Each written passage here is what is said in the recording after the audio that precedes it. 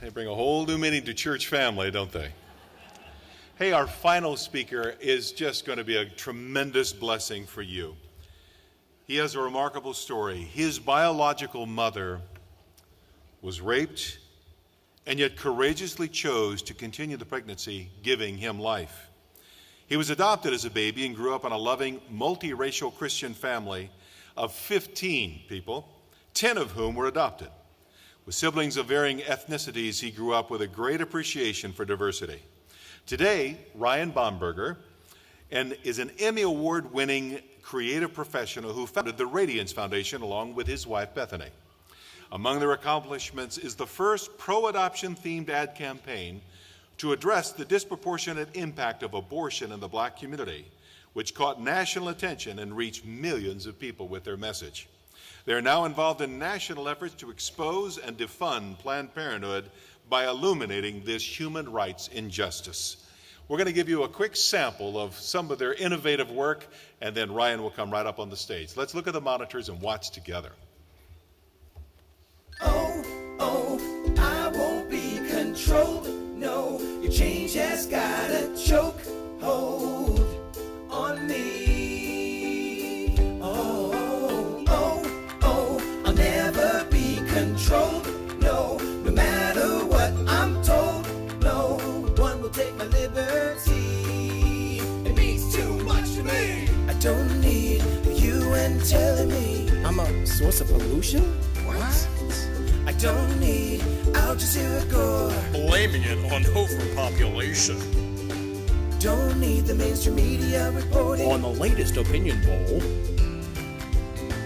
They distort everything like abortion, faith, and issues like gun control. Oh, I won't be controlled. No, your change has got a choke hold on me. Oh, I'll never be controlled. No matter what I'm told. No one will take my liberty. It means too much to me. Don't need a politician telling me. Well, just everything needs to be fair. Unless each one of them is forced like us to buy unwanted Obamacare. Oh, I won't be controlled. No, your change has got a choke hold on me. Oh, I'll never be controlled. No matter what I'm told. No one will take my liberty.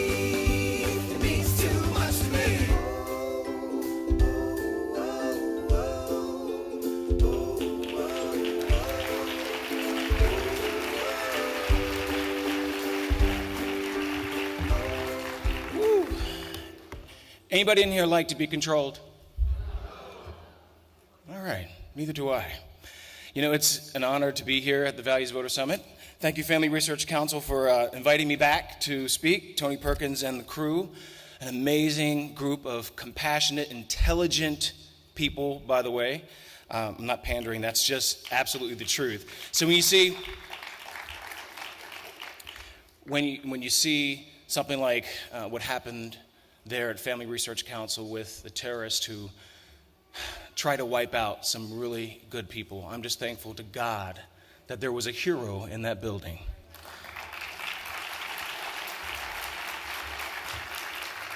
Well, my name is Ryan Scott Bomberger. I'm the Chief Creative Officer of the Radiance Foundation, a life-affirming 501c3 that loves to take on some tough issues. My wife, Bethany, and I started it just a few years ago, and we love creating stuff. We love creating life-affirming stuff. I'm a creative professional, and my wife is a teacher by profession, and we love combining those things and creating assets, if you will, that help educate people about a variety of different social issues. And it's been unbelievable the amount of opportunities we've had around the world to be able to speak truth, to be able to talk about the human condition, and one of our favorite subjects, life. Hopefully it's your favorite subject too. So through creative ad campaigns, powerful multimedia presentations, and compassionate community outreach, we explore a myriad of social issues in the context of God-given purpose. And so it has brought us praise from Christian and conservative leaders across the country. And let's just say it's brought us a little bit of hate from organizations like the ACLU, from the NAACP, from Planned Parenthood. So you know if you're being denounced by groups like that, you have to be doing something right. Can I get an amen? Now, I just want to remind you, you can get a bunch of our free materials back in that bird cage. You have to kind of go through all kinds of, winding and twisting and turning, and it's a small little room, but it'll be worth it. Go back there, get some of our free materials at the Radiance Foundation. We'd love to be able to connect with you back there. Our heart at the Radiance Foundation is to create content that is fearless, content that is factual, and most importantly, content that is freeing. And that's what we do with love and compassion and occasional snarkiness. We take on some tough issues. So at the core of what we do, we believe every human life has beautiful possibility. Women, men, children, born and unborn. As long as you can label a child in this world as unwanted, it's much easier to dispose of that life. So I want to give you just a little understanding of my beginnings. It might explain why I'm just a little bit biased about the issue of life. This is how my mother, Andrea Bomberger, and my father, Henry Bomberger, two of the most amazing people, next to my wife, Bethany Bomberger, of course, two of the most amazing people in my life, how they were inspired. And it all started when my mother was abandoned temporarily by her parents who were divorcing. My mother's father was an alcoholic, and so she was placed temporarily in a children's home. So this is where the Bomberger family, by the way, 15 strong, 6 brothers, 6 sisters, your typical American family, of course, but this is where it all kind of began.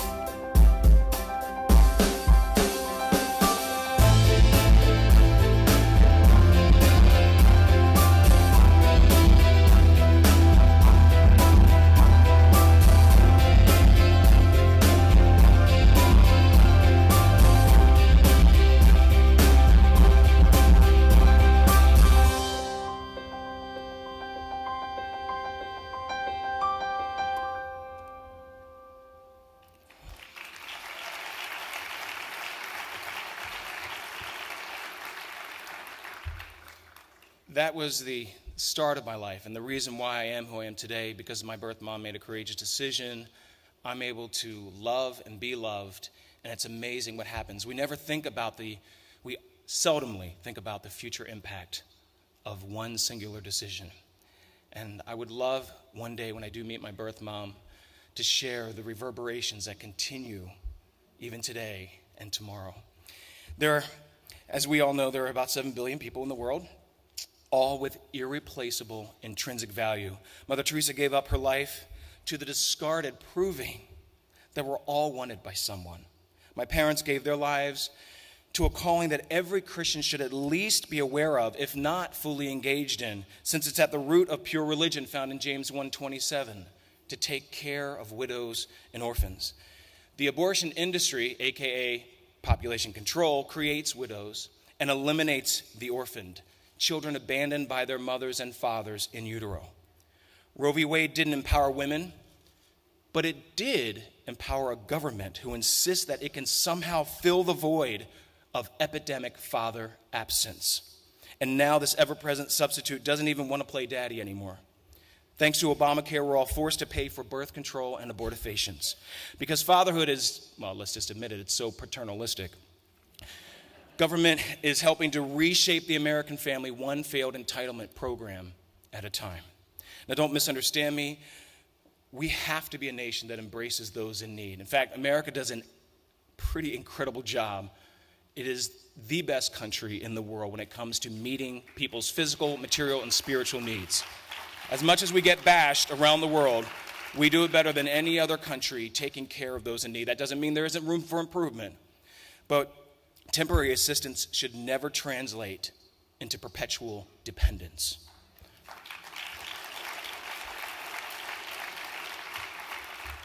Poverty is both the result and the instigator of a culture of rampant abortion, both material poverty and spiritual poverty.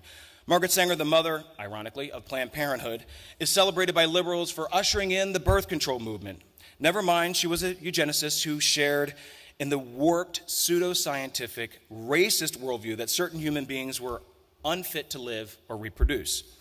But there were specific groups whose births she and the American eugenics movement wanted to control: the physically disabled, the incarcerated, those deemed feeble-minded, which could probably include most of Congress, and poorer blacks. Poorer blacks were the primary target, and today black babies are aborted up to 6 times more than those in the majority population. Abortion is a tragedy no matter the race. But when you're looking at such a vast and disproportionate impact, someone should be sounding the alarm. So several years ago, the Radiance Foundation launched the bold pro-life, pro-adoption themed TooManyAborted.com campaign, using history and statistics to illuminate the epidemic of abortion and the eugenic racism that continues to define Planned Parenthood today. Population control. It's no accident that Planned Parenthood's Cecile Richards, president of the world's largest abortion chain, just also happens to be a board member of the world's largest population control entity, the Ford Foundation, which has funded billions to radical pro-abortion groups for decades. The abortion industry crushes purpose over 3,000 times every single day, 1.21 million times a year. With back alley credentials, they're experts on the mutilation of the most defenseless, pretend to be helping women achieve equality while ripping it away one body part at a time. Gosnell, Carhart, Carpin, Pendergraft, Soley, Riley, and Tanya Reeves' executioner, Mandy Gittler, a Planned Parenthood abortionist, they all have one thing in common. They've all become extremely wealthy by convincing women that their 5-month, 6-month, 8-month, 9-month, ready-to-be-born baby is better off dead. Gosnell recently told Philadelphia Magazine that, like Sanger, he was fighting a war on poverty, invoking nearly verbatim the words of Sanger, who died an alcoholic and all alone, by the way. He said it was a greater sin to allow these children to be born. So he was just doing his job, murdering babies, harming women, and becoming a millionaire in his squalid clinic, which is like countless others across the country. He, Planned Parenthood, and abortion apologists put the con in population control. So our billboards have ferociously fought against we fought Planned Parenthood and they fought back. They have a little more money than we do. I don't know if you know that. They're a $1 billion organization. Their cohorts in cities where we place these, San Francisco, Atlanta, Milwaukee, and many other cities across the country, tried to shut down our billboards because free speech apparently is just too scary for liberals. So the NAACP in California, the National Association for the Advancement of Colored People, called our black and beautiful billboards horribly racist and that they give the false impression that Planned Parenthood is murdering black babies. Well, they're murdering black babies and white babies and Hispanic babies and Asian babies. They don't deliver them. So this is why abortion has become a killer, the number one killer in the black community. But the nation's oldest civil rights organization that claimed in response to the George Zimmerman verdict that the most fundamental right was the right to life somehow doesn't come to the defense of the most defenseless. So I decided a little while ago that I was going to write an article on lifenews.com about the NAACP and its radical pro-abortion actions. So I thought, oh, okay, I see their acronym. Here's a better name for the National Association for the Advancement of Colored People, for NAACP, the National Association for the Abortion of Colored People. Yep. They didn't like that. They didn't give us a hand clap. No, they threatened to sue us, and so we're now in a lawsuit with the NAACP for trademark infringement and trademark dilution. Most of us would call that freedom of speech. So I never would have thought as a child, a little brown child, that I would one day, revering the NAACP and some of their incredible achievements, Brown v. Board of Education, that I would be on the receiving end of litigation and being sued for exercising my most basic civil right, my freedom of speech. But you know what? There are liberals who look for those Christians and conservatives and libertarians who will just shut their mouths, who will just be quiet. They picked the wrong people. I'm sorry. So, Harriet Tubman said, I freed 1,000 slaves. I could have freed 1,000 more if only they knew that they were slaves. man, we've got slaves of every race, every stripe, every background, every age, and they need to be set free. Hostility toward Christianity in this country is exponentially increasing. There have been many casualties, leaders who've acquiesced to the gay rights movement, for instance, adopting the lexicon, their lexicon to prove that, one isn't a hater. But really, homophobia, the fear of homosexuals. First of all, we love every human being. God created us all, flaws and all, he created us. But the absurdity of terminology like homophobia, if you look at it, so for people who cohabitate, for instance, and let's say if you don't agree with that behavior, are you a cohabophobic? Or if you disagree with someone who has habitual stealing problem, are you a kleptophobic? That's the insanity of this. Tolerance demands anything but tolerance, just complete conformity to someone's sense of pull-driven morality.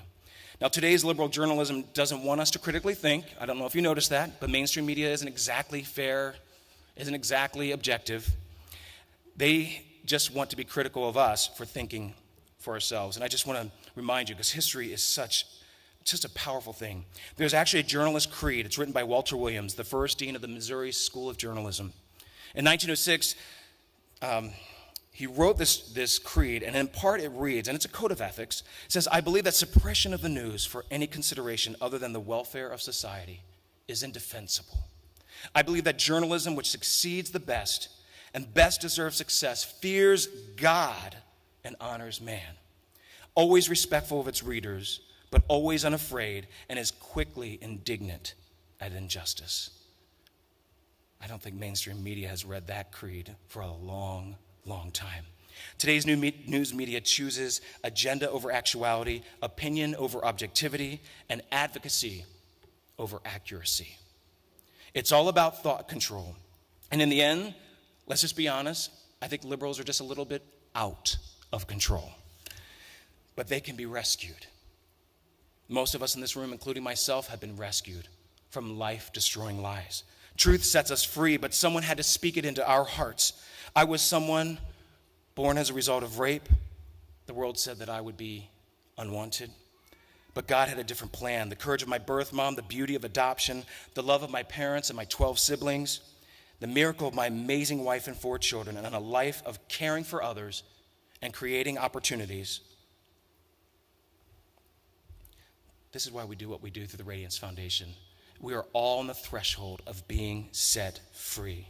So I want to encourage you, go to theradiancefoundation.org, find out what we do. Most importantly, don't let anyone control your narrative. Amen. God bless you all.